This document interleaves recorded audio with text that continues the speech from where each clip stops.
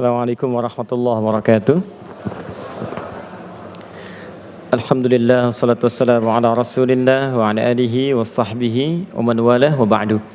Saudara-saudariku, Alhamdulillah kita masih diberikan kesempatan untuk beraktivitas sampai dengan tanggal 12 Rajab 1441 Hijrah. Semoga sampai hari ini kita masih diberkahi oleh Allah Subhanahu wa taala, diberikan petunjuk kebaikan, dan mudah-mudahan bila pun hari ini tiba waktu kita untuk berpulang kepada Allah, semoga dalam keadaan husnul khatimah. Saya di perjalanan tadi dikabari bahwa ibunda dari salah seorang sahabat kita, Mas Baim Wong, berpulang kepada Allah Subhanahu wa taala. Kita awali dengan turut mendoakan semoga dimuliakan oleh Allah Subhanahu wa taala. Seluruh keluarga beliau diberikan kesabaran yang terbaik dan jadi asbab hidayah pada nilai-nilai kebaikan. Hidayah itu bisa banyak. Hidayah itu pertama kali disebutkan dalam Al-Quran itu mengarahkan pada amal saleh. Jadi hidayah itu bisa Islam, bisa juga semangat untuk beramal saleh, bisa petunjuk untuk sukses, jalan menuju kebahagiaan, banyak. Karena itu kalau dijama'kan bentuknya, maka kalimatnya berubah dari hidayah menjadi hudan. Di hudan itu bentuk jama' dari kata hidayah, karena hidayah sendiri memiliki makna yang beragam. Kata hudan pertama kali disebutkan dalam Al-Quran di surah kedua Al-Baqarah ayat 2 sampai dengan ayat 5 itu.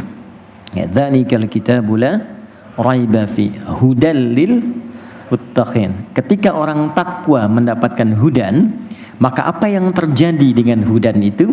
Ternyata dia semakin semangat untuk ibadah. Karena itu ayat 3-nya itu menunjukkan konsistensi dan peningkatan ibadahnya. Ya, alladzina yu'minun, dia pakai fi'il mudhari. Jadi bertransformasi dari amanu menjadi yu'minun. Amanu telah beriman, tapi bagaimana dia meningkatkan imannya dan mengelola supaya tetap lebih kuat, maka berubah struktur kalimatnya dari amanu menjadi yu'minun. Kalau di bahasa Inggris itu saya sering sampaikan ada 3 padanannya: present, continuous, and future. Jadi sekarang terus berlangsung sampai kapanpun. Jadi orang kalau sudah mendapatkan hidayah dari Allah, salah satu bentuknya ada motivasi yang kuat untuk meningkatkan iman. Bagaimana cara meningkatkan iman itu? Maka turunannya dalam bentuk eksekusi ibadah. Ya, wa yuqimunas salat. Jadi mulai senang salat. Ya, jadi kalau ada orang mulai senang salat, bahkan mulai tidak ingin kehilangan sholat sunnah. Dulu fardu tertinggal biasa, sekarang kehilangan sunnah jadi gelisah. Nah, itu tanda pertama Allah mulai mencintainya dengan menanamkan hidayah pada jiwanya. Kalau sudah ada seperti itu, nanti yang pertama didapatkan kebahagiaan. Jadi kalau orang ibadah itu bukan dunia yang pertama didapatkan, tapi ketenangan hati. Ada kebahagiaan yang selama ini belum teraih. Dia nggak bisa dibeli, dia nggak bisa ditukar dengan jabatan kedudukan tertentu. Itu ketenangan. Nah, ketenangan ini yang menjadi fondasi mendapatkan nilai kesuksesan lebih. Kalau dipadukan tenang dan sukses, bahagia dan sukses, maka berubah kalimatnya menjadi falah. Falah. Kalau digenggam jadi aflah. Ya, Quran surah ke-23 ayat 1. Qad aflahal mu'minun. Orang beriman itu akan menggenggam kebahagiaan dan kesuksesan. Cara pertamanya dia mendapat bimbingan Allah.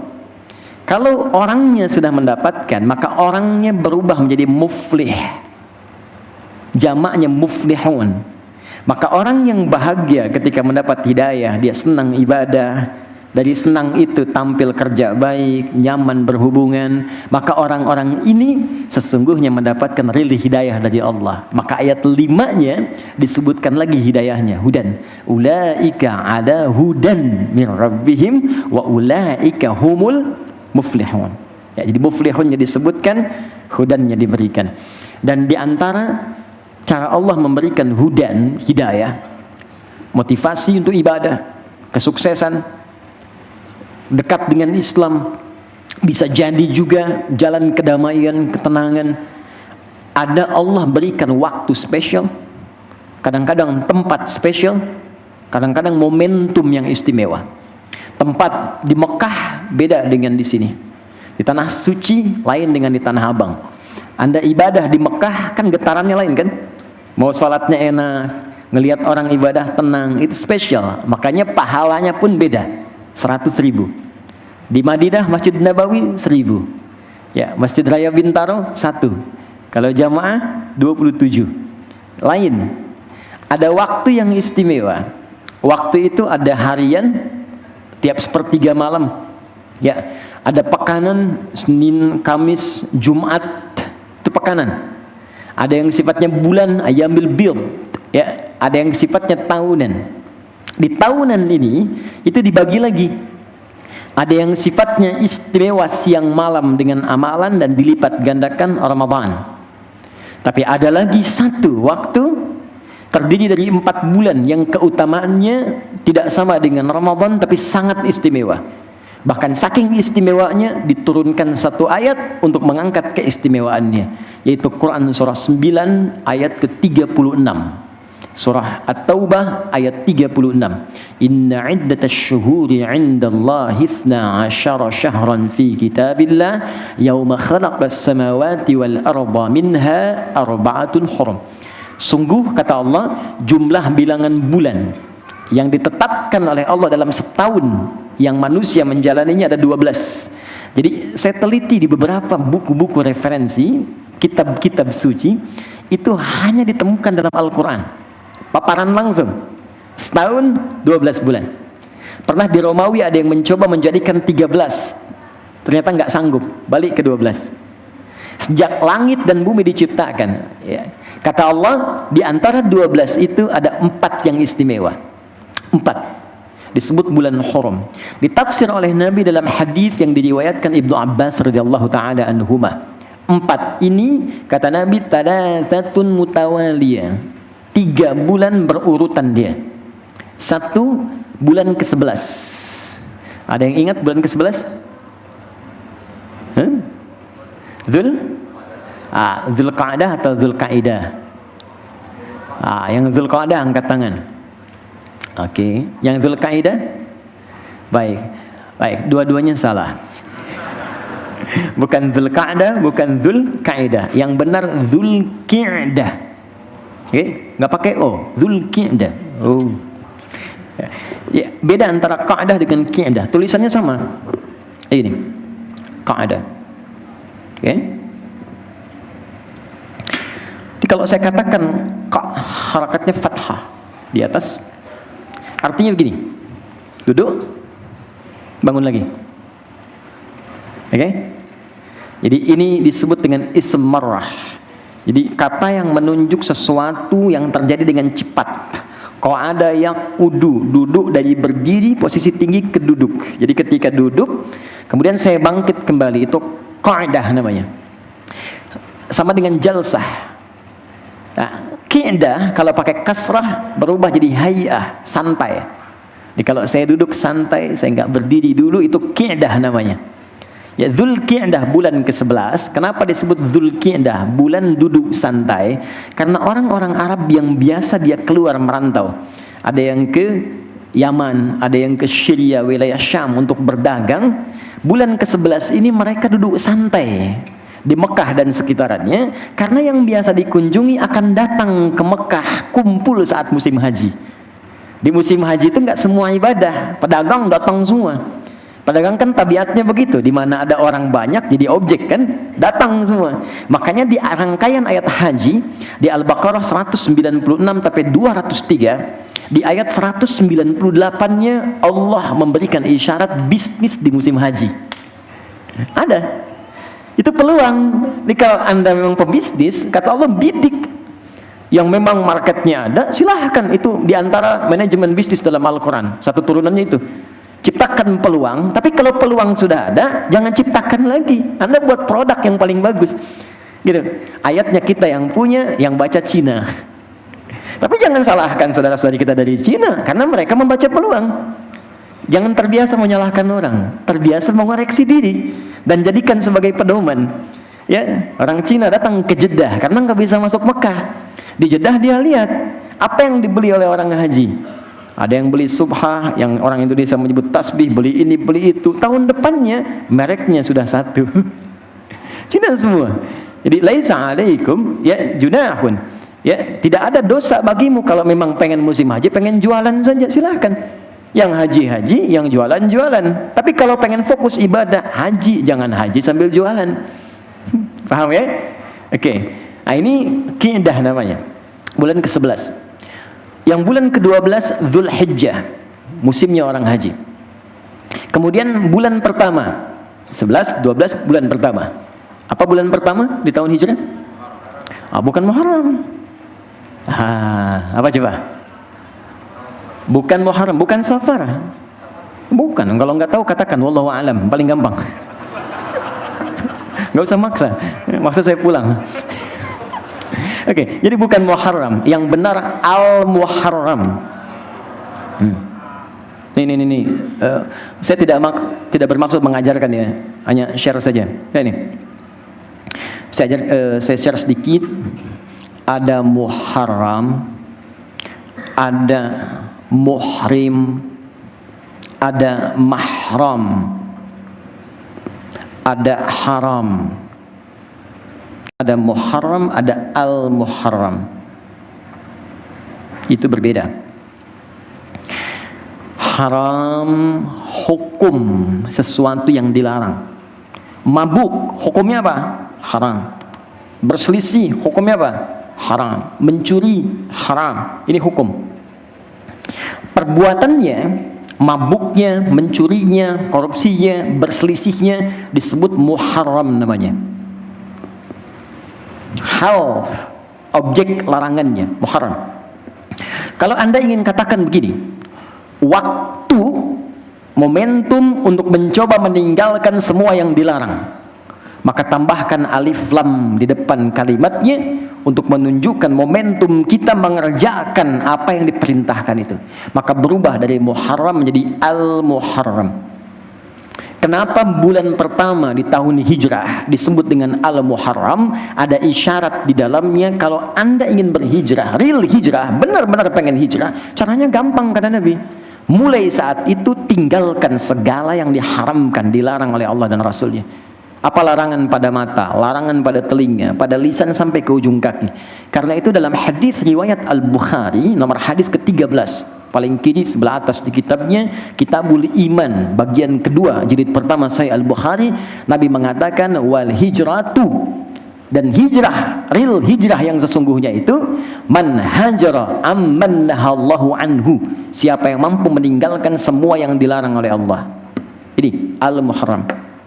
Kalau Anda ingin mencoba mengeksekusi itu dengan meninggalkan segala yang dilarang, kata Allah, mata jangan lihat yang haram. Anda ingin tinggalkan semua yang dilarang, maka ganti ini, alif yang ini pindahkan ke depan.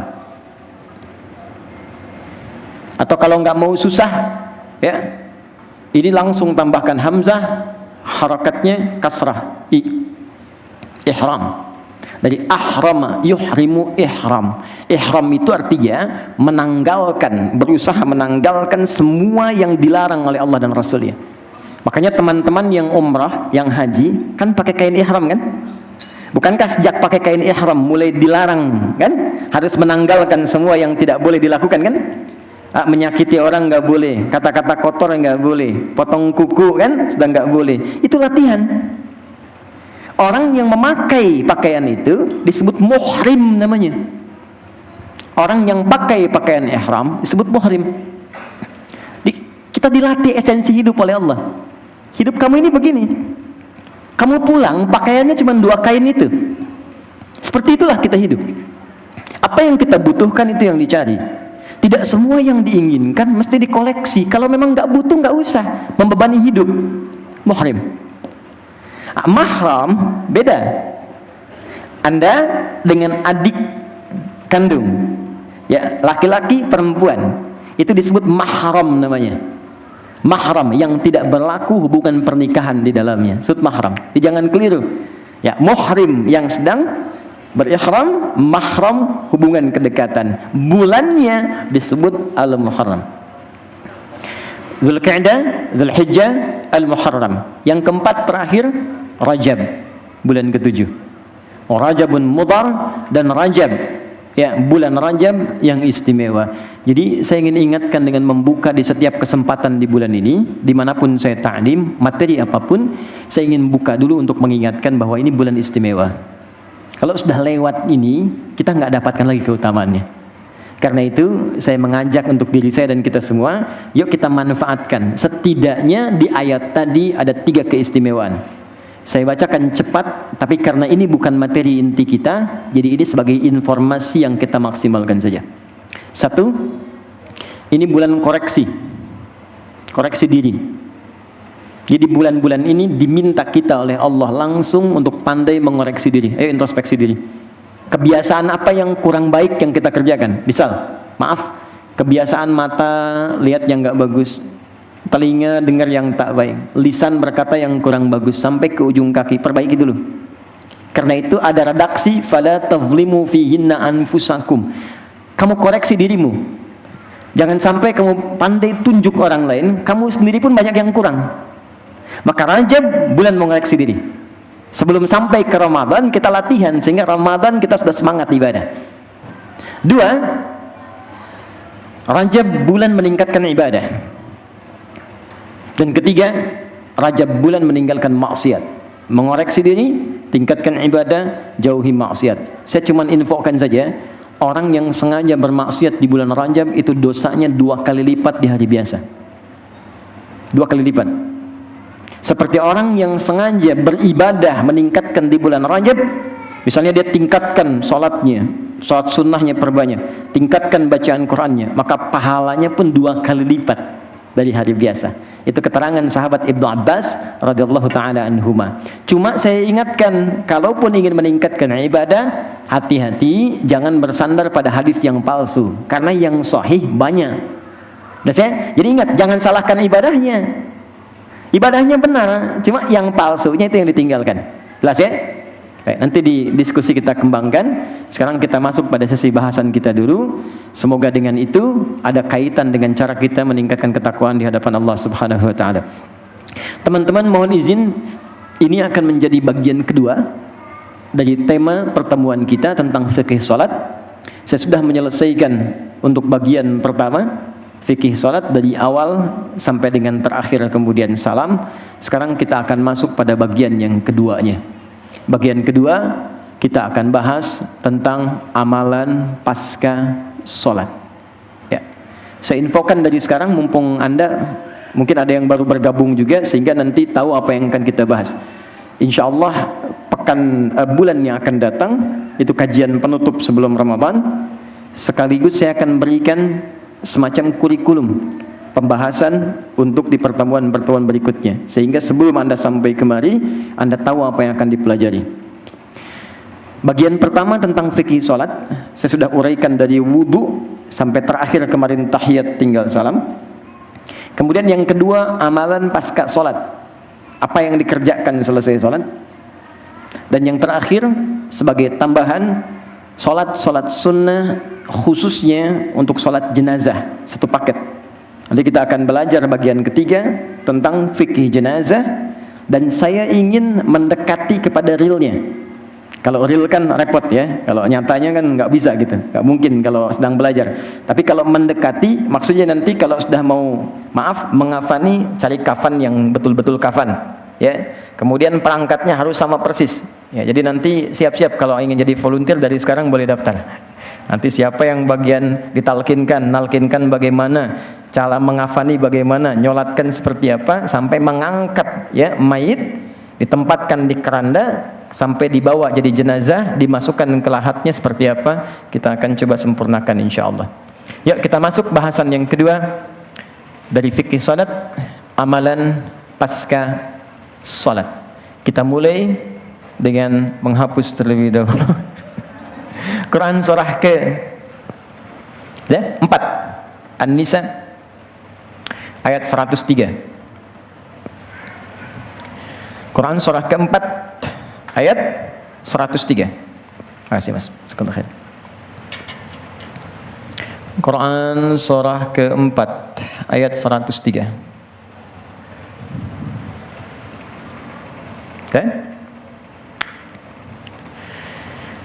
Paling kanan di pertengahan di mushaf, fa idza qadaytumus salata, jika Anda telah tuntas mengerjakan salat, selesai. Maka amal apa yang dikerjakan? Fadhkurullaha, maka bergegaslah untuk berzikir kepada Allah Subhanahu wa taala. Jadi di ayat ini disebutkan amalan pasca salat itu zikir namanya. Ya. Apa amalannya? Zikir. Langsung. Bahkan perintahnya menggunakan fa. Fadhkurullaha. Fa harfu atfin, ya, rabitin baina syai'aini bila hudud. Huruf yang menggabungkan dua peristiwa berlangsung cepat tanpa jeda. Peristiwa pertama salat, peristiwa kedua zikir. Antara salat dengan zikir itu cepat seketika. Begitu selesai salat, kapan tanda selesai salat itu dimulai? Salam. Dibuka dengan takbir, ditutup dengan salam. Begitu selesai salam, assalamualaikum warahmatullah, assalamualaikum warahmatullah, selesai, maka seketika amalan berikutnya zikir. Jelas itu sampai sini? Baik. Sekarang pertanyaannya, zikir itu apa? Oke. Bentuknya seperti apa? Nah, kita tanyakan sekarang, kita diperintahkan oleh Allah berzikir. Sekarang kita balikan, ya Allah, bagaimana caranya saya berzikir? Zikir adalah setiap aktivitas, pekerjaan yang mampu mengingatkan kita dengan Allah Subhanahu wa taala. Di setiap pekerjaan yang membuat kita ingat dengan Allah, itu disebut dengan zikir namanya. Jenisnya banyak. Misal, ada yang bentuknya kalimat thayyibah, kata-kata baik, ya, pujian, tasbih, tahmid, takbir, ya, itu dituliskan kalimat thayyibah, ya. Dalilnya Quran surah kedua ayat 152. Detailnya Quran surah ke-17 ayat 110 misal. Quran surah kedua ayat 152, paling kanan sebelah bawah di mushaf standar. Fadhkuruni adzkurkum. Fadhkuruni, zikirlah, sebut nama saya, kata Allah. Sebut. Adzkurkum, orang yang sering menyebut saya, sering berzikir kepada saya, adzkurkum, aku pun akan menyebut-nyebut dia. Ya, awas, beda antara kita menyebut Allah dengan Allah menyebut kita, itu lain. Maknanya lain. Kalau kita menyebut Allah, maka kita memanggil Allah dengan kalimat thayyibah. Jenisnya bisa apa? Bisa langsung dengan kalimat Allah. Ya Allah, Ya Rahman, Al-Asma'ul Husna. Atau disandingkan dengan sifat Allahu Akbar, Alhamdulillah, Subhanallah. Yang dipanggil Allah disandingkan dengan nama-nama baik. Subhanallah, Alhamdulillah, Allahu Akbar. Itu yang dimaksud Quran surah 17 ayat 110. Ya, paling kanan di pertengahan di mushaf. Qulidullah, sebut nama Allah. Awidur Rahman atau Ar-Rahman. Ayyamma tad'u falahul asmaul husna. Apapun yang Anda sebutkan, Allah punya tawaran nama-nama terbaik yang kalau Anda bacakan seketika pahala diturunkan. Di perbuatan yang melahirkan pahala disebut hasanah. Di setiap kita mengerjakan kebaikan ada pahalanya, namanya hasanah. Kalau menjadi nama bentuknya jama' menjadi husna namanya. Disebutkan baru nyebut nama ada pahala. Tuh bayangkan. Kalau pekerjaan, ya, salat pekerjaan, baca Quran pekerjaan, dikerjakan ada pahala. Yang ini spesial, disebut ada pahala. Husna, al-asmaul husna. Bisa istighfar, astagfirullah, astagfirullah, astagfirullah. Bisa. Ya. Di antaranya istighfar dalilnya Quran surah ke-51 ayat 18. Wa bil ashari hum yastaghfirun. Ada orang-orang menjelang subuh, pernah saya terangkan ini, rajin istighfar. Astagfirullah, astagfirullah, astagfirullah. Bahkan disebut begini, orang yang rajin istighfar dan dilatih pasca sholat nanti saya tunjukkan urutan-urutannya. Dilatih pasca sholat, orang yang rajin istighfar akan dikumpulkan oleh Allah dengan 5 golongan utama di surga. Ya, jadi dia dengan 4 golongan lain. Itu nanti ada di Quran surah ketiga Ali Imran ayat yang ke-16-nya. Paling kiri sebelah atas. Ya, sampai 17. 16 sampai 17. 16-nya pengakuannya, 17-nya menunjuk kepada orangnya.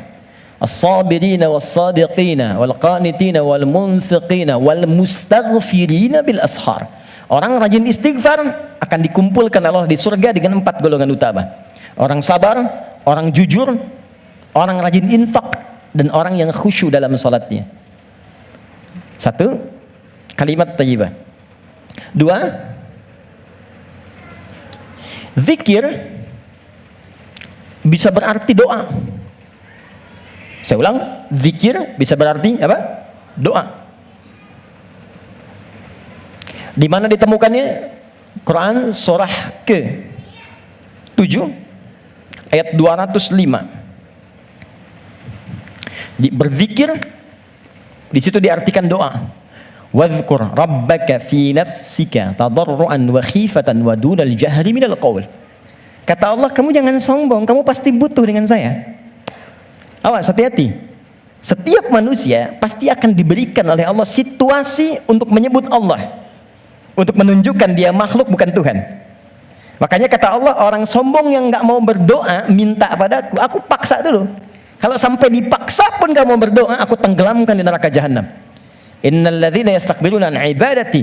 Sungguh orang yang sombong nggak mau berdoa, aku tenggelamkan di neraka jahanam. Awas, hati-hati. Karena itu seringkali kita mengalami situasi yang situasi itu memaksa kita berdoa supaya menyebut Allah dan mengakui kita bukan Tuhan. Anda bukankah saat akan mengawali pekerjaan Anda berdoa? Bukankah saat akan belajar anak berdoa? Bahkan dalam situasi yang tidak kita inginkan pun kadang datang. Maaf, ujian dalam pekerjaan, tiba-tiba kita ikut tender, kemudian orang lain yang ambil. Ya, ada sakit. Sekarang bahkan ada virus yang COVID-19, kita sama-sama berdoa ya. Mudah-mudahan diringankan, ya, dibantu pemerintah kita untuk bisa menangani dengan baik. Kemudian juga kita doakan terutama saudara-saudari kita di Korea, di Jepang, di Wuhan dan sebagainya. Saya dapat kiriman berita dari beberapa hari ini dari Korea, khususnya dari Jepang. Teman-teman, untuk Jumatan saja, jangankan seperti kita sekarang kumpul, sholat 5 waktu aja udah nggak bisa pakai di masjid sekarang, karena khawatir gitu. Jadi kita bantu dengan doa. Tapi yang paling menarik begini, dengan ini di antara hikmah sekian banyak itu, salah satunya kita tuh diarahkan untuk menyebut Allah. Bahkan ayo dipaksa sampai ke situasi yang sangat rumit gitu. Cari ini belum ketemu, ini belum ketemu. Jadi rumus di Al-Quran tuh gini, kalau semua di kalangan makhluk tidak ketemu solusinya, artinya kita cepat diminta untuk bersandar pada Sang Khalik. Naik dulu ke atas, mohon dulu. Kalau dengan situasi itu pun belum mampu menyebut nama Allah, Anda dikasih sakit sampai sakit parah, belum menyebut Allah juga, perlu diberi apa lagi? Nah, jadi ini gambaran yang kedua, bisa jadi doa. Ya, doa itu disebut dengan zikir. Wadhkur rabbaka fi nafsika, sebut nama Rabbmu, minta sama Allah. Ya, sebut dalam jiwamu dengan khusyuk. Doa disebut dengan zikir. 3, saya cepat. Zikir bisa berarti baca Al-Quran. Di saat Anda membaca Al-Quran, Anda sedang berzikir kepada Allah. Ya, masih ingat tadi di awal? Zikir, amalan yang membuat kita ingat kepada Allah, sehingga kita merasa lebih dekat. Karena itu, mohon maaf ya, bukankah Anda ketika berdoa merasa dekat dengan Allah? Bukankah ketika baca Al-Quran merasa lebih dekat dengan Allah? Maka membaca Al-Quran, baca Al-Quran itu juga termasuk bagian dari zikir. Dalilnya Quran surah ke-15 ayat 9. Al-Quran disebut oleh Allah dengan zikir. Inna nahnu nazzalna dzikra wa inna lahu lahafizun. Kami yang telah turunkan Al-Quran sebagai zikir, yang kalau Anda bacakan, Anda menjadi ingat dengan Allah. Wa inna lahu lahafizun, dan kami janjikan kami yang menjaganya, tak akan berubah sampai kalian pulang kepada Allah. Itu nyata. Maaf ya, kalau Anda ingin buktikan kebenaran Al-Quran, silakan bandingkan dengan buku-buku bacaan sekitarannya atau kitab-kitab yang lainnya. Maka di situ kita akan terdorong untuk meyakini ini memang bukan buatan manusia. Salah satunya kata Allah, saya akan jaga, enggak akan berubah hurufnya, kalimatnya, lafadznya dari sejak diturunkan sampai berpulang kita kepada Allah. Tunjukkan pada saya, apakah alif lam mim pernah mengalami perubahan ejaan atau bahasa dari 15 abad yang lalu sampai sekarang? Yuk, 4, secepat dulu. Kalau ini membaca, sekarang menghafal, mengulang. Ya, menyampaikan hafalan, mengulang hafalan, disebut juga dengan zikir.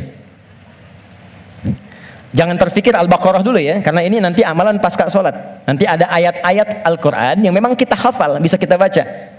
Ya, misal yang baru belajar berkata, ya, berkata bahasa Arabnya qala, kul itu berkata, ya, kul huwallah, kul a'udzu birabbil falaq, kul a'udzu birabbin nas, ya. Baik. Itu kan bagian dari hafalan ketika dibacakan. Hafalan disebut zikir. Dalil Quran surah ke-54 ayat 17, ayat 22, ayat 32, ayat 40. Wa laqad yassarnal Qur'ana lidzikr. Agak cepat. 5. Salat. Saya mau tanya sebentar, ada enggak setelah salat fardu salat lagi? Ada? Ada kan? Salat apa namanya? Salat sunnah kan? Salat pun disebut dengan zikir. Cuman salat apa yang dikerjakan setelah salat? Tapi nama umum salat itu zikir. Karena dengan salat kita menjadi ingat dengan Allah. Dalil Quran surah ke-20 ayat ke-14. Salat. Quran surah 14, surah 20 maaf, Toha ayat 14. Innani anallahu la ilaha illa ana fa'budni wa aqimis salata li dzikri. Teruskan. 6. Allahu akbar. Ta'lim, ada kajian, ada seperti sekarang, ada muhadharah, ada ta'lim, ada pengajian, ya, kemudian musafahah, berinteraksi dengan teman, bersalaman, ya, itu bagian dari zikir. Bagian dari zikir, nama umum dari zikir ada di Quran surah ketiga ayat 190 sampai 191 ya, khususnya di ayat 191 ya. Kegiatan sosial yang mengingatkan kita dengan Allah, yang menjadikan kita ingat Allah. Bisa jadi di sini ta'lim, bisa jadi interaksi sosial dengan masyarakat, musafah itu saling salaman, ya, saling sapa, saling tegur, saling memberi solusi. Quran surah 3 Ali Imran ayat 191. Alladzina yadhkuruna Allaha qiyaman wa qu'udan wa 'ala junubihim. Ada orang yang rajin zikir baik sedang berdiri, duduk ataupun dia berbaring. Ini kalimat umum dan ditafsirkan nanti di hadis-hadis Nabi sallallahu alaihi wasallam dengan tafsiran yang sangat luas, di antaranya apa yang saya sebutkan ini. Nanti dalilnya kita turunkan. Masih ingat tadi amalan pasca sholat apa? Zikir. Baik, semua aktivitas yang mendekatkan kita dengan Allah. Sekarang kita sudah tahu bentuknya ini, kurang lebih ada 6. Dari 6 ini, bagaimana mengurutkannya setelah sholat? Apa yang dituntun oleh Nabi, apa yang kita dahulukan, apa yang diakhirkan? Bagaimana mengurutkan urutan zikir yang 6 ini yang diminta oleh Al-Quran dilakukan pasca sholat? Maka perintah Qurannya, coba lihat Nabi. Quran surah ketiga ayat 31, Qul in kuntum tuhibbunallaha fattabi'uni. Katakan Muhammad pada semua umatmu, jika kalian serius mencintai Allah, maka caranya ikuti apa yang Nabi tuntun. Jadi dari sini ada 6 petunjuk pasca salat tuh langsung doa. Apakah langsung salaman? Ataukah langsung salat? Atau langsung baca Quran? Mana yang kita kerjakan? Maka di sini kita turunkan amalan yang diturunkan oleh Nabi Shallallahu Alaihi Wasallam seperti apa urutannya. Kalau sekiranya kondisinya mendesak, apakah boleh kita mengerjakan tidak terurut dari sini? Ya, dengan kondisi yang berbeda, seperti apa gambaran yang bisa kita dapatkan? Jelas sampai sini? Belum saya terangkan. Jadi jangan dihapus dulu. Jazakallahu khair. Oke, makasih. Syukran. Yuk kita mulai. Kalau kita ingin lihat keterangan Allah ada di Al-Quran. Kalau keterangan Nabi ada di mana? Hadis. Oke. Kita buka hadis riwayat Muslim. Yang standar nomor hadis 573. Kalau beda nomor, yang penting lihat riwayatnya, mungkin cetakannya berbeda. Amalan pertama sesuai urutan Nabi, 1. Kita gunakan yang ini dulu. Allah. Kalimat thayyibah. Ingat, saya bukan bicara dalam kondisi khusus ya, saya bicara dalam kondisi standar. Jadi standarnya kalau setelah sholat, kalau mau zikir, ini urutan-urutannya. Kalau kondisinya berbeda, kita tinggal sesuaikan saja. Kalimat thayyibah, yuk kita bacakan hadisnya. Bima makna kana Nabi sallallahu alaihi wasallam adalah Nabi sallallahu alaihi wasallam jika selesai dalam salatnya maka beliau membaca astaghfirullah astaghfirullah astaghfirullah Allahumma antas salam wa minkas salam tabarakta ya dzal jalali wal ikram. Adalah kebiasaan, karena kalau ketemu orang jadi kebiasaan. Ya, karena Nabi sallallahu alaihi wasallam adalah kebiasaan Nabi sallallahu alaihi wasallam setelah selesai mengerjakan salat, maka beliau berzikir mengucapkan astaghfirullah, astaghfirullah, astaghfirullah. Allahumma antas salam, minkas salam, tabarakta ya dzal jalali wal ikram. Saya turunkan jadi 3 pembahasan di sini. 1 tentang istighfar. 2 bacaan istighfar.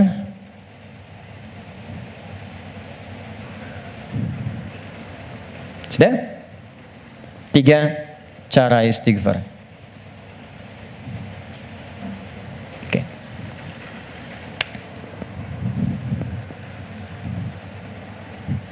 Satu, sunnah pertama, selesai menunaikan salat itu istighfar. Dari kalimat astaghfirullah. Apa itu istighfar? Istighfar itu gini. Asalnya katanya ghafara, ghain, fa, kemudian ra, ditambah ista. Setiap ada ista artinya minta.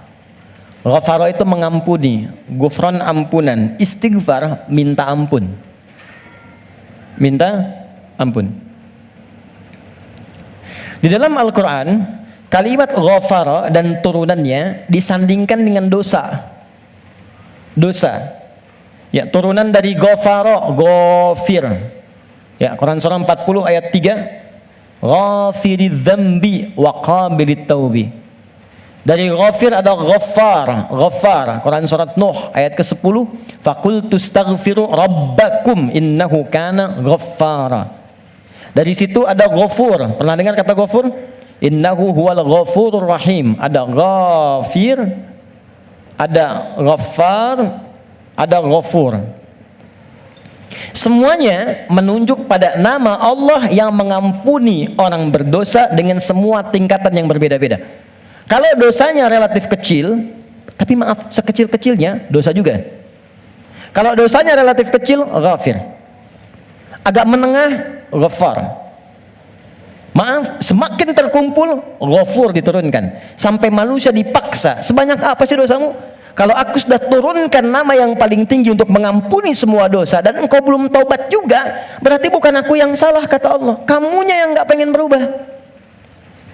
Jadi, teman-teman, mohon maaf ya, justru nama-nama ini menunjukkan kepada kita Allah membuka jalan, peluang pada setiap orang untuk berubah jadi baik. Nggak ada manusia yang sempurna. Fala tuzakku anfusakum, kata Allah, jangan merasa diri paling baik, jangan merasa paling suci. Semua orang pasti pernah punya salah. Saya pun mungkin sekarang kelihatan bagusnya aja karena aibnya nggak dibuka. Kalau dibuka mungkin Anda katakan nih, ternyata Ustadz ini buruk juga, Ustadz ini kotor juga. Jadi ini peluang dalam Al-Quran menawarkan, ayo berubah jadi baik. Semua orang pasti pernah punya masa lalu yang kelam, tapi orang hebat itu yang bisa merubah yang kelam menjadi lebih baik di masa datang. Karena itu orang hebat disebutkan dalam Al-Quran, orang yang ketika dia merasa salah, dia berubah menjadi soleh. Karena itu dia ambil cara untuk tobat. Karena itulah Nabi memberikan isyarat, Allah sangat mencintai pelaku maksiat yang tulus bertobat dibandingkan orang soleh yang tidak pernah merasa salah. Catat itu. Di peluang jadi baik untuk semua. Di teman-teman pun kalau ada yang ingin taklim, jangan dilihat siapa dia. Oh dia ini, dia itu. Mungkin bergabung, barangkali dia lebih soleh dari orang yang pernah datang sebelumnya. Datang, rangkul, doakan. Insya Allah jadi baik. Nah, ini turunkan. Tapi yang paling menarik teman-teman sekalian, nah fungsi istighfar yang pertama, kita minta ampun, artinya ada dosa. Dosa apa yang terjadi pertama kali pada orang yang baru selesai sholat?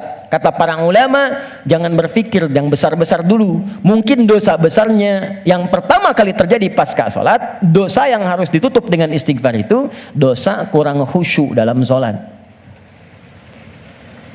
Waktu diminta sholat khusyuk kan? Kata Allah suruh khusyuk kan?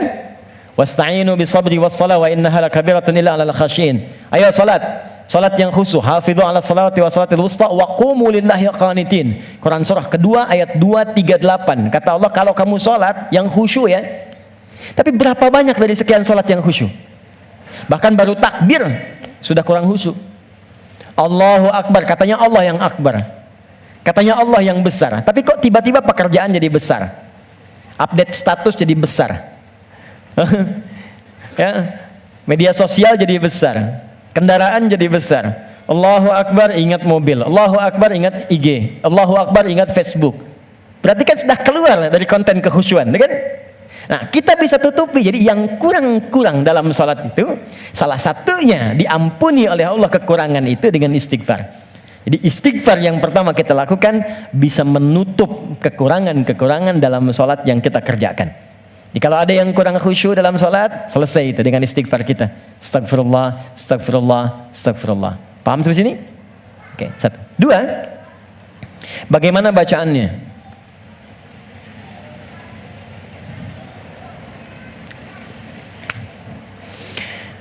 Teman-teman sekalian, bacaan istighfar itu bergantung pada kadar dosa dan jenis kesalahan yang kita perbuat. Misal, kalau yang standar tadi, ini kan standar. Ingat cara membaca hadis Nabi itu begini, jangan pakai terjemahan, lihat dengan ilmunya. Jadi kalau Nabi katakan ini bukan berarti harus begini saja, kalau yang lain tidak, bukan. Kumpulkan dulu semua referensinya, baru kita lihat. Yang tadi, yang singkat, itu bacaan standar. Astagfirullah, astagfirullah, astagfirullah. Itu standar. Standar kita baca untuk menutupi kekurangan dalam sholat. Tapi kalau kita ingin memohon kepada Allah dengan istighfar itu real, nyata, menggugurkan dosa yang kita kerjakan, maka coba oleh antum diingat dulu punya jenis dosa apa yang kita kerjakan dalam kehidupan. Ya, saya beri contoh 3 dalam Al-Quran, supaya nggak terlampau banyak ya. Dosa standar. Dosa standar. Apa dosa standar itu? Ya standarnya memang sering berdosa. Contoh, mata fungsinya apa? Oh kan, lupa kan? Oh, kalau sudah lupa suka nggak ingat dong. Mata itu untuk kita bukan melihat, tapi melihat yang baik-baik. Ingat, melihat yang baik-baik. Teruskan kalimatnya. Kalau melihat saja, semua dilihat. Tapi ketika Anda ikutkan melihat yang baik, berarti ada yang boleh dilihat, ada yang tak boleh dilihat. Yang baik itu yang dilihat.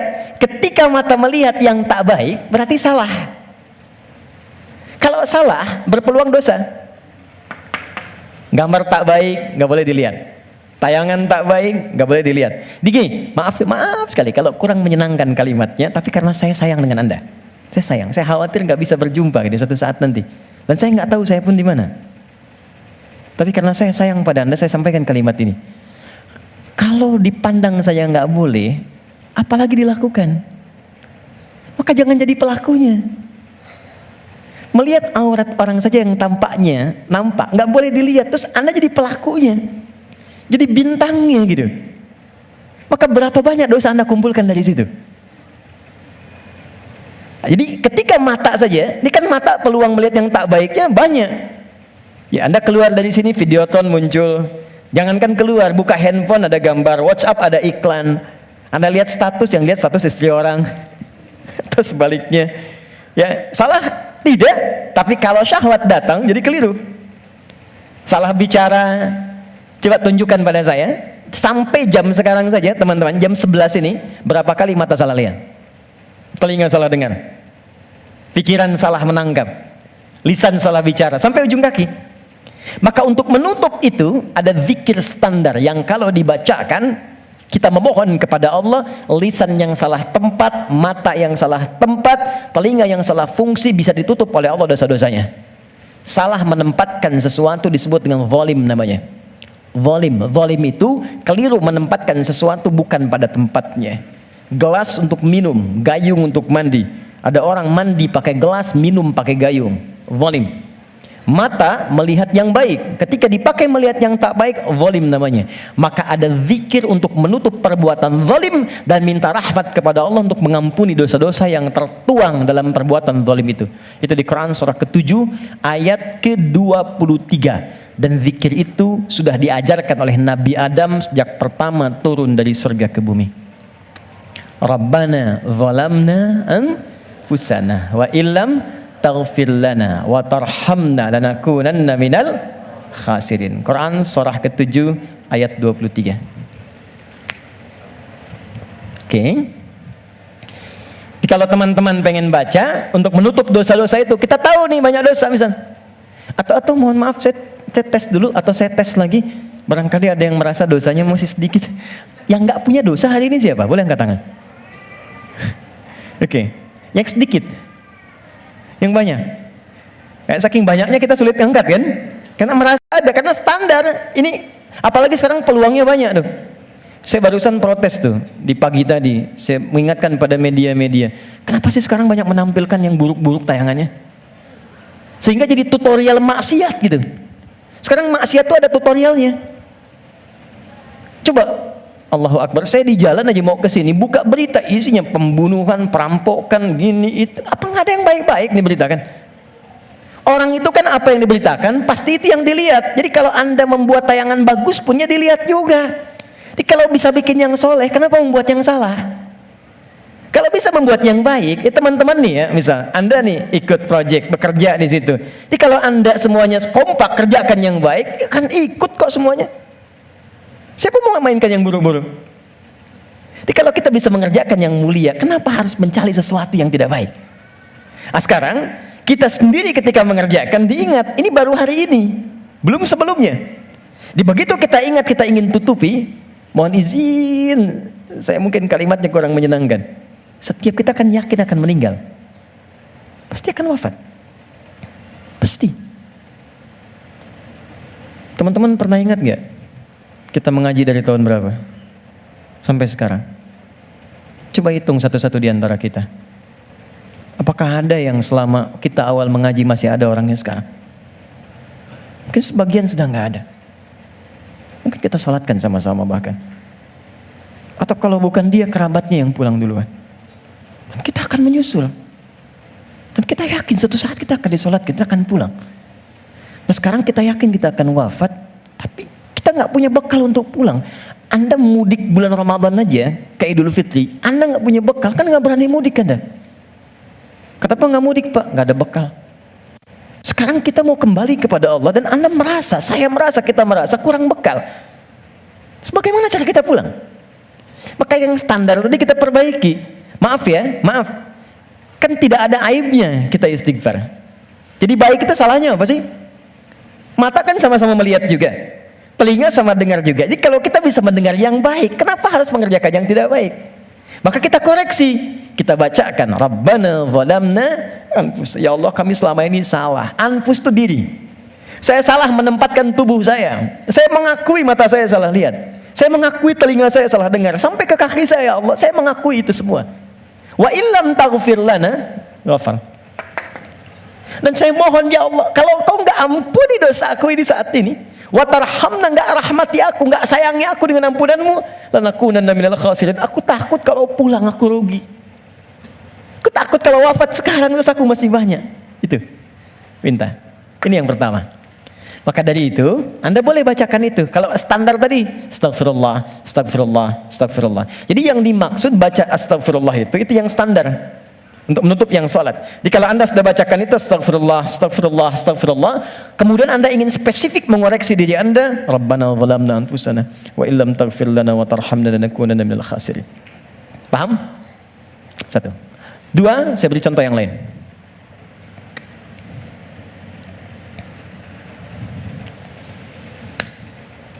Ada zikir istighfar yang terkait dengan kurang sabarnya saat mendapati ujian. Sampai Anda berkata, ya Allah, kenapa mesti saya? Ya Allah, saya kan pengen hijrah, kenapa banyak masalah? Ya Allah, kenapa pekerjaan saya nggak pernah sukses? Ya Allah, kenapa rumah tangga saya jadi begini? Saya kan pengen berubah. Itu pernah terjadi di masa Nabi Yunus alaihissalam. Nabi Yunus Dzannun pernah diuji oleh Allah. Jadi Anda bayangkan, Nabi aja yang jelas surganya itu diuji. Masa kita yang belum jelas surganya nggak pengen ujian? Oke. Jadi teman-teman sekalian, kita kembalikan Quran surah ke-21. Ayat 87 sampai 88. Wa dzannuni idh dhahaba mughadiban wa dhanna an lan naqdira alaihi. Dan aku perkenalkan, kata Allah, aku buka kisah Dzannun, Yunus alaihissalam. Ya, aku tugaskan. Jadi Yunus punya tugas alaihissalam berdinas di bumi sebagai rasul. Tantangannya nggak mudah. Maaf ya, ada yang kemudian mencela, ada yang menghina, ada yang menghujat, sampai naik ke kapal, sampai dilempar ke laut, sampai ditelan ikan paus. Puncaknya, sampai puncaknya. Saya mau tanya pada Anda, kalau ditelan ikan paus, kira-kira pengap atau tidak? Sudah pernah masuk? Gelap ya? Kita bayangkan gelap, pengap, sulit kan? Tapi yang ingin saya katakan begini, Nabi Yunus pada saat itu muncul sisi kemanusiaannya. Keluar kalimat begini, ya Allah, kapan kau tolong saya? Tuh. Idzaba mughadiban fa dhanna alla naqdir alaihi. Dia kira kami nggak akan tolong. Dia berkata, ya Allah, kapan tolong saya? Kemanusiaannya. Cuman karena beliau nabi dan rasul, punya sifat ma'sum, maka diturunkanlah bimbingan oleh Allah untuk menjaga beliau supaya terbebas dari kesalahan. Dijaga. Itu sifat ma'sum dari nabi dan rasul. Maka kami turunkan zikir kepadanya untuk mengatakan, kamu jangan mengeluh. Ini ujian. Maka diajarkan zikir oleh Allah untuk mengentaskan keluh kesahnya. Setelah keluh kesah hilang, maka semua kenikmatan didatangkan kepadanya.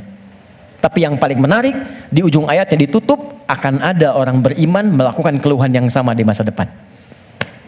Walaupun gak masuk ke perut ikan paus. Makanya kalimat Allah ketika membebaskan Nabi Yunus dari perut ikan paus setelah berzikir itu, kalimatnya fastajabna lahu fanajjainahu minal ghamb. Kami cepat jawab doanya. Jadi begitu berzikir, dikabulkan oleh Allah, ditutup semua dosa-dosanya. Dosa mengeluh ditutup, dosa seakan menyalahkan Allah ditutup. Ketika ditutup, kami selamatkan dari kesulitannya, kami limpahkan rezeki yang pernah dirasakan oleh ia sebelumnya, bahkan lebih. Tapi belum selesai ayatnya. Wa kadzalika nunjil mu'minin. Demikian pula kalau ada orang beriman tanpa batas di masa depan, umat siapapun ia, mengeluhkan peristiwa serupa, kalau dia melakukan zikirnya, aku lepaskan dari kesulitan yang menghimpit, aku berikan kebahagiaan tanpa batas. Saya tanya pada Anda, pernah nggak ada yang mengeluhkan ujian Allah dalam pekerjaan misalnya? Di rumah tangga, ya Allah kenapa mesti saya? Ya Allah wa'imi. Kata Allah wa'inat.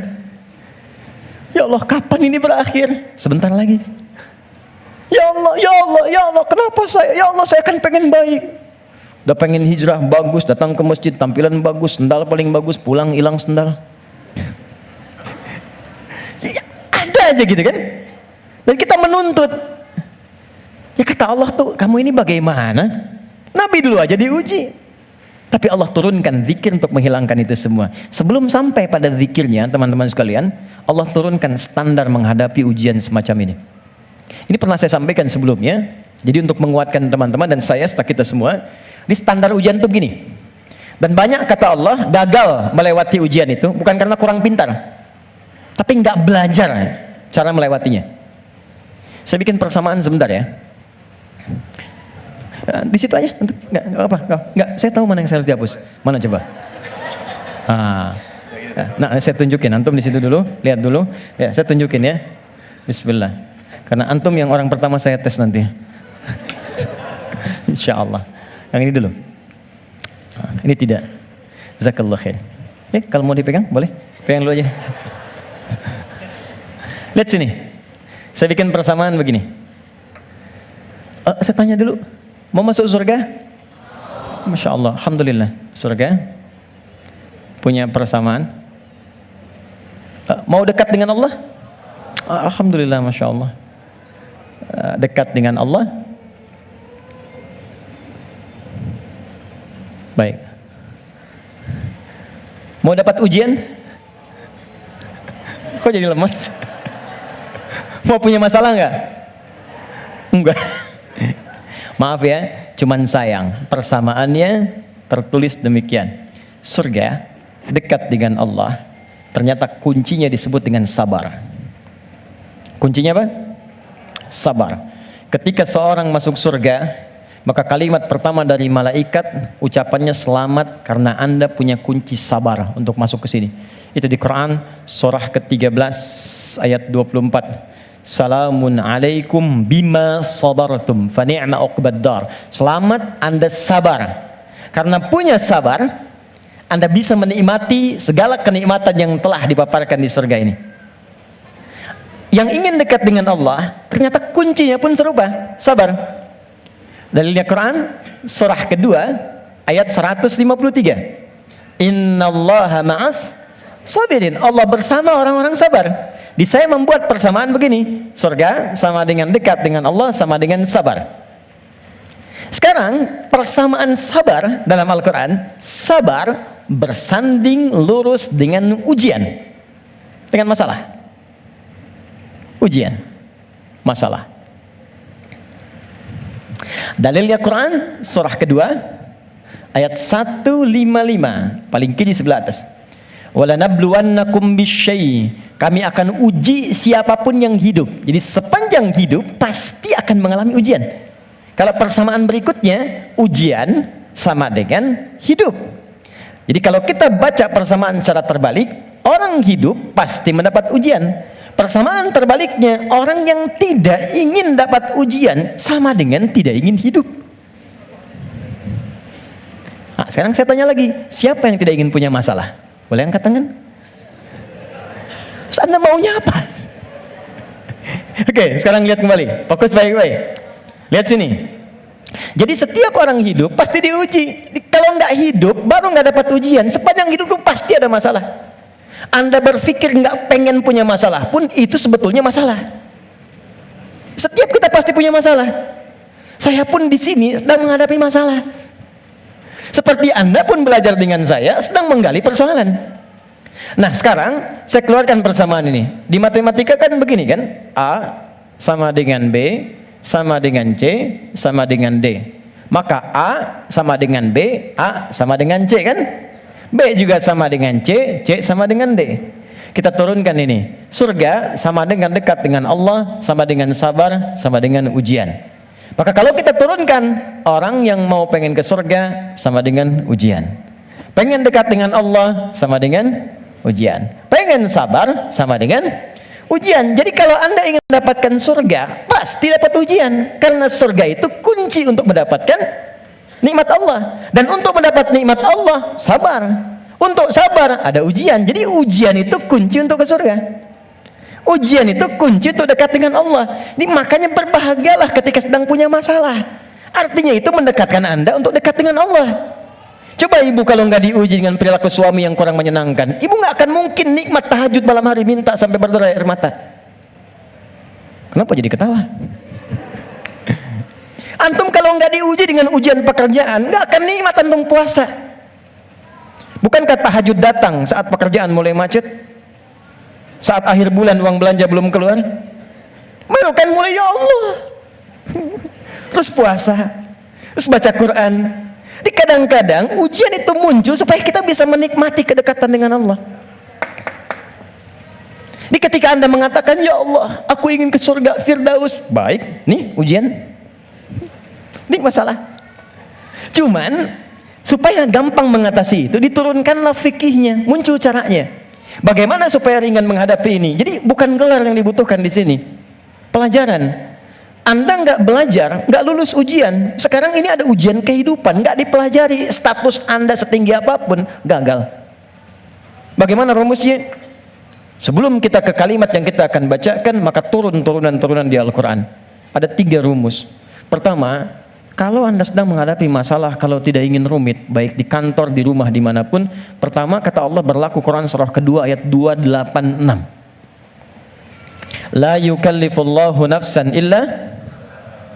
Ini nih rumusnya. Prinsip pertama, tolong tanamkan dalam jiwa kita. Mustahil Allah menguji seorang hamba di luar batas kemampuannya. Kalau kita bahasakan ini ke dalam bahasa psikologi, itu akan menenangkan jiwa kita. Kalau Anda sedang diuji, katakan kata Al-Quran, bisa, mampu. Karena mustahil Allah menguji kalau Anda nggak mampu. Teman-teman maaf ya, yang mampu itu Anda, bukan saya. Ketika Anda punya masalah sebesar apapun sekarang, Anda mampu, saya tidak. Karena itu Anda yang diuji, bukan saya. Allah menilai Anda mampu. Kenapa Anda pesimis? Allah menciptakan kita mengatakan Anda mampu. Kenapa kita yang diciptakan pesimis? Nikmati saja, katakan pasti bisa. Mampu saya. Kita yang punya ayatnya, orang Jepang yang praktekkan. Bahkan dia bikin benteng Takeshi. Kamu bisa, kamu bisa, kamu bisa. Hanya untuk menaklukkan Takeshi. Kita punya, saya senang baca ya, senang baca dulu lihat. Nonton tidak? Cuma saya senang lihat baca apa gitu kan. Baca saya tahu. Son Goku, musuhnya Piccolo, penulisnya Suzuki Watanabe, saya tahu itu. Ya. Nah, jadi tapi bacaan saja ya. Liverpool kalah 2-0 sama Chelsea, saya tahu nih. Nah, balik sini. Kembali ke awal tadi. Jadi ya itulah ujian. Kita mampu. Yang kedua, rumus kedua, Quran surah kedua Al-Baqarah di pertengahan ayat. Ya, yuridullahu bikumul yusra wala yuridu bikumul usra. Paling gampang al-insyirah, inna ma'al usri. Itu secara psikologis itu akan menguatkan kita. Dikata Allah, kalau engkau sedang punya masalah, katakan pada dirimu, pasti mudah. Pasti ada solusinya. Jadi kalau diri kita begitu, itu akan ringan menghadapinya. Maaf ya, dibandingkan Anda menulis status, nggak akan selesai. Ternyata kamu tidak seperti yang aku kira. Capek. Udah aja, pasti selesai, pasti bisa. Nah sekarang persoalannya, cara kita mengatasinya, ikhtiarnya bagaimana sekarang? Nah supaya kuat, maka kadang-kadang ada tindakan yang keliru. Kadang mengeluh, kadang curhat nggak jelas, kadang cerita ke orang, alih-alih kemudian kita mengadu kepada Allah, atau puncaknya malah menyalahkan Tuhan. Maka diturunkanlah oleh Allah sebuah zikir lewat lisan Nabi Yunus alaihissalam, yang kalau dibacakan seketika Allah tenangkan keadaan jiwa, dibuang keluh kesah, dan langsung diberikan jalan terbaik untuk mendapatkan nikmat yang diharapkan. Apa bentuk zikirnya? Quran surah ke-21 ayat 77-nya. Wa nada fil zulumati alla ilaha illa anta subhanaka inni kuntu minadh. Itu zikirnya. La ilaha illa anta subhanaka inni kuntu minadh zalimin. La ilaha illa anta subhanaka inni kuntu minadh zalimin. Ini umum. Bisa di jabatan mungkin kurang menyenangkan, bisa di harta benda, bisa di persoalan. Nabi Yunus kan dia menjabat sebagai rasul, cuma dikerjai oleh orang, dilempar ke perut ikan paus sampai keluar. Bahasa Qur'annya, wa kadzalika nunjil mu'minin. Kalau ada orang beriman berzikir seperti sama yang dikerjakan oleh Yunus, kami selamatkan ia seperti kami selamatkan Yunus alaihissalam. Boleh dikerjakan pasca salat. Langsung perintahnya di Al-Quran. Jadi kalau secara pribadi bacakan Rabbana zalamna anfusana, zikir terkait tadi bacakan ini. Bonusnya ada juga kan penyakit yang suka memvonis diri. Ya Allah, aku kok malah sakit begini? Kenapa mesti aku yang sering tahajud, sering puasa? Kenapa begini? Lakukan zikir Nabi Ayub alaihissalam. Bukan hanya diberikan ketenangan pada jiwa, bahkan diberikan kesembuhan. Diberikan kesembuhan. Saya berani mengatakan ini karena saya coba praktekkan di kalangan teman-teman spesifik. Dan hatinya 100%. 100%. Ini ada saudara kita yang sedang ikut karantina dari Goa. Cukup jauh, Makassar ke sana. 30 orang. Rata-rata di atas 50 tahun. 53, 57, sekian. Sekaligus pendidikan imam. Sekarang di Sukabumi. Ada di antara mereka yang matanya satu nggak ngelihat. Satu.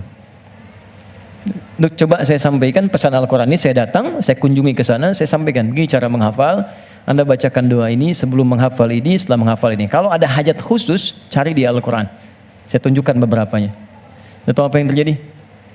2-3 hari ke belakang saya dapat berita, ternyata yang nggak melihat ini, hari pertama, kedua, ke-13, ke-14, ke-15, tiba-tiba remang-remang melihatannya. Begitu masuk hari selanjutnya, dia buka kamar mandi masih pakai handuk, langsung ada cahaya. Ini nyata. Kelihatan semua benda yang di situ. Bisa melihat kembali. Dia keluar seketika, dia langsung sujud. Bersyukur kepada Allah Subhanahu wa ta'ala. Ini kisah nyata, saya tidak mengarang. Nanti mungkin sebentar lagi ke depan akan kita sampaikan untuk share kepada yang lain. Ada kemuliaan. Jadi kalau makhluk mengatakan mustahil, itu tanda dari Khalik, tinggalkan makhluk, minta pada Allah. Nah, ada zikir Nabi Ayub alaihissalam untuk menghilangkan keluh kesah ketika sakit. Itu di Quran surah ke-21 ayat 83 sampai 84. 84 jawabannya. Wa ayyuba idz nada rabbahu, zikirnya anni massaniya dhurru wa anta arhamur rahimin. Allahumma anni massaniya dhurru wa anta arhamur rahimin. Ya Allah, penyakit ini sudah mengganggu saya, melukai saya, sedangkan Engkau yang paling sayang kepada saya. Kalau yang paling sayang saja tidak menyembuhkan saya, kepada siapa lagi saya mesti meminta? Jadi itu ya, itu zikir pasca salat. Kalau ingin standar, silakan. Astagfirullah, astagfirullah, astagfirullah. Allahumma antas salam, minkas salam, tabarak ta'ala jalali wal ikram. Kalau ada kebutuhan tertentu, silakan pilih. Ya, sesuai dengan standarnya. Kalau tobat umum dengan ini ingin dipanjangkan, silakan. Astagfirullahalazim, alladzi la ilaha illa huwal hayyul qayyum wa atubu ilaih. Boleh. Nah, cuma cara bacanya seperti apa? Karena banyak orang baca itu pun tidak mendapatkan hasil yang diinginkan. Maka terakhir, cara berzikir seperti yang digambarkan dalam Al-Quran dan hadis-hadis Nabi Sallallahu Alaihi Wasallam. Oke, ini bagian terakhir. Setelah itu kita jeda sebentar, kita diskusi kalau ada yang mau ditanyakan. Kemudian nanti kita urutkan selanjutnya kemana amalan-amalan berikutnya. Terakhir, teman-teman masih ingat apa itu zikir? Amalan yang menjadikan kita ingat kepada Allah. Sekarang gini, poinnya ingat Allah. Jadi istighfar bagian dari zikir. Jadi saat istighfar pun fungsi zikirnya pakai istighfar dengan ingat Allah. Ini bukan cuma diucapkan di lisan. Astagfirullah, astagfirullah. Jangan karena antum, beo pun bisa. Ajarin beo antum di rumah. Astagfirullah, astagfirullah, astagfirullah, astagfirullah, astagfirullah, astagfirullah. Bisa. Anak antum ajarin. Astagfirullah, astagfirullah, astagfirullah. Jangan kena habis sholat, ada anak mau disuntik istighfar. Astagfirullahaladzim ya Allah, astagfirullahaladzim ya Allah. Ampuni aku ya Allah. Buka YouTube, ada. Ya. Jadi anak-anak tuh unik pokoknya. Apa yang diajarin, itu yang dia tangkap. Diajarin tayo, dia sebut tayo. Oh tayo, oh tayo. Nih. Rambo, Karpoli, Embers, macam-macam. Ya. Jadi luar biasa. Kembali ke sini. Jadi kalau kita ingin bacakan ini, maka fungsi zikirnya pakai ingat Allah. Nah, kalau kita ingin gunakan istighfar dengan mengingat Allah, bagaimana cara Allah meminta kita membaca istighfar itu? Itu yang kita keluarkan. Di Quran surah keempat An-Nisa ayat 17 sampai 18. Quran surah 4 ayat 17 sampai 18. Ini caranya. Kalau ini nggak dipakai, jangan harap mendapatkan apa yang tadi diinginkan. Innamat taubatu 'ala Allahi lilladzina ya'maluna su'an bijahalatin thumma yatubuna min qarib. Sungguh taubat yang hanya diterima oleh Allah itu. Jadi di sini ternyata berzikir dengan istighfar disandingkan dengan kalimat taubat.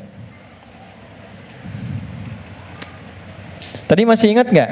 Istighfar itu kan meminta apa? Ampunan. Kalau minta ampun lawannya berarti punya apa? Salah, punya dosa kan? Baik, dosa itu perbuatan baik atau buruk? Buruk. Buruk itu bahasa Arabnya su. Su itu buruk. Ya. Innamat taubatu 'ala Allah lilladzina ya'maluna su'an. Sungguh ada orang pernah berbuat dosa, su, perbuatan buruk. Kita ingin itu dihilangkan. Maka cara menghilangkan perbuatan dosa, su tadi, dengan berzikir. Ternyata zikirnya oleh Al-Quran disebut taubat namanya. Ini. Istighfar itu taubat.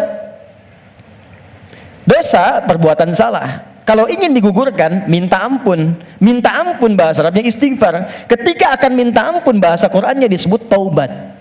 Apa itu taubat? Kembali kepada jalan yang benar. Bagaimana caranya? 3. 1. Mengakui kesalahan yang dilakukan dalam bertobat itu.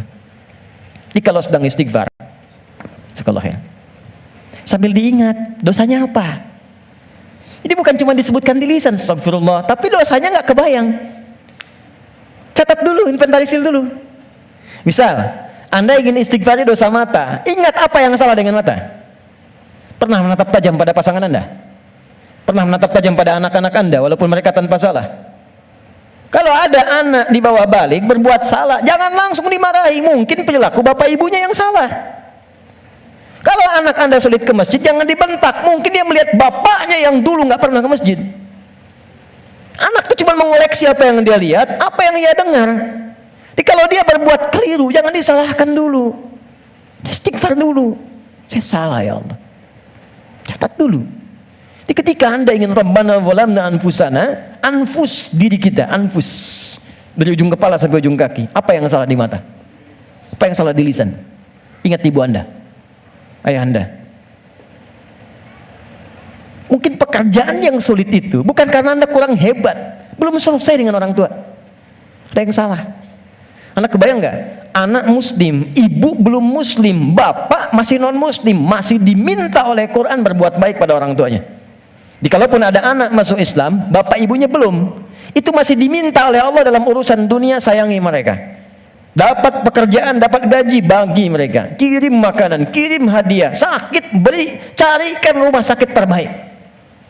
Berikan pelayanan yang paling bagus, even mereka non muslim. Dan minta dalam keheningan malam supaya diberi hidayah. Minta. Sekarang yang non muslim saja diminta kita berbuat baik, apalagi yang muslim. Sana berkata, mama sih, papa. Mungkin itu yang menghambat pekerjaan itu belum berlangsung sempurna. Dengan pasangan hidup, suami ke istri, istri ke suami, ke anak, ke tetangga, itu aja dulu. Jadi begitu Anda datang istighfar, astagfirullah, ingat-ingat dosanya apa? Ingat-ingat. Itu poinnya. Jadi 1 itu dulu, ditaubat, mengakui kesalahan. Yang kedua, menyesal. Nyesal. Kenapa saya mesti melakukan itu? Biasanya gini, biasanya kalau kita sedang nggak stabil terus marah, hati kita tuh berkata, padahal tadi nggak harus marah gitu. Kenapa saya harus seperti itu? Itu lawamah namanya. Kenapa saya harus bentak anak saya? Kenapa saya harus bentak istri saya? Kenapa harus bersikap begitu pada pasangan saya, pada suami saya? Setelah itu Anda akan merasa salah. Ya Allah, salah saya. Astagfirullah, astagfirullah, astagfirullah. Nah, bacaan istighfar disertai zikir dengan kalimat taubat ini, itu yang akan menghunjam kepada jiwa. Sehingga akan terasa energinya beda, alirannya lain, dan sentuhan ke arusnya akan berbeda dibanding Anda hanya sekedar mengatakan astagfirullah, astagfirullah, Rabbana zalamna, nggak ada getarannya. Tidak. Karena itu, begitu Anda merasakan, mengatakan, mengakuinya, menyesalinya. Kata para ulama, bayangkan kalau Anda masih merasa mengerjakan itu, bayangkan seketika diwafatkan. Sesali itu, terakhir mengganti itu dengan perbuatan yang lebih baik.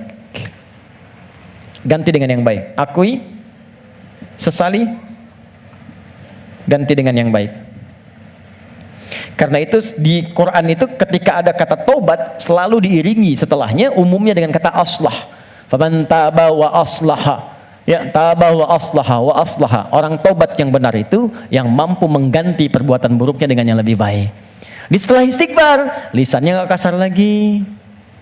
Alih-alih mencela, sekarang jadi kata-kata yang mulia, kata-kata cinta yang keluar. Dengan teman-teman juga begitu, mata jadi baik, telinga jadi baik sampai ke ujung kaki. Itulah tobat yang benar. Jadi kalau esensi istighfar kita mau benar, ini teman-teman gini ya, kalau ini dipraktekkan satu aja, jadi orang baik kita. Satu aja, jadi orang baik. Lalu apa yang kurang baik dalam Islam? Nggak ada Pak. Makanya jangan sembarangan menyebut Islam. Ini sekarang banyak di luar orang bikin isu tentang Islam, cuman salah. Cara berpikirnya keliru. Sekarang kan yang disebutkan Islam semua, Islam radikal. Jadi angin membangun persepsi Islamnya memang radikal. Kalau ada yang radikal, bukan Islamnya, Muslimnya yang keliru, orangnya. Dan logika berkata begini, ini hukum logika di ilmu mantik, ilmu logika. Ini ada A misalnya, satu ajaran. Diajarkan di 1, 2, 3, 4. Ajaran di 1 jadi baik, 2 baik, 3 baik, 4 tidak baik. Maka jangan langsung disalahkan A-nya. Dilihat mungkin ini yang salah belajarnya. Jadi kalau peci Anda tidak cukup dengan kepala, jangan dipotong kepalanya. Cari ukuran peci yang sesuai. Ini poinnya. Nah sekarang ini banyak sekali orang yang salah belajar tentang Islam, sehingga keluar perilaku yang tidak baik, yang disalahkan Islamnya. Celakanya dibangun opini dengan kalimat Islamnya. ISIS misalnya. ISIS itu kan disebutkan Islamnya. Islamis, sehingga seakan-akan Islamnya buruk. Saya kemarin membuat statement begini. Ya, tak kenal maka ta'aruf, bukan tak sayang. Ya, ta'aruf. Jadi tidak selalu kenal mesti sayang. Ya, Anda kenal dengan istri tetangga kan tidak harus sayang. Ya? Kenal ya kenal saja. Tak kenal maka ta'aruf. Kenalan kan. Anda tak tahu Senayan, datang ke Senayan kan.